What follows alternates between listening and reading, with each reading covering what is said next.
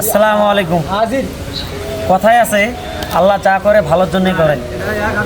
প্রতি বছর আমরা ভুট্টা গেড়ে যে টাকাটা আমরা আশা করে থাকি, এই বছর আমরা যারা ভুট্টা গেড়েছি সেটা মোটেও মানে সেই অনুযায়ী আমরা পাইনি। হয়তো আল্লাহ আমাদের পরীক্ষা নিতেছে, তবে আমরা কখনো নিরাশ হব না। আল্লাহ যা করে ভালোর জন্যই করে। এই ভুট্টাগুলো প্রায় 20 দিন থেকে এইভাবে পড়ে আছে। মালিক নাড়াচাড়া করতে করতে মালিক আজ বিরক্ত। ভুট্টা নেওয়ার লোক নাই, যেহেতু আকাশের অবস্থা খুবই খারাপ। আপনারা মানে গাছগুলো দেখলে বুঝতে পারবেন। এই ভুট্টার গাছ দেখেন, মানে আল্লাহ ভালো জানে আল্লাহ কি জন্য এমন করতেছে। এদিকে একটু দেখলে বুঝতে পারবেন, মানে মাটির সাথে এমন মিলে গেছে ভুট্টার গাছ আর ওঠে না। এই দেখেন, এখন সবই আল্লাহর ইচ্ছা। তবে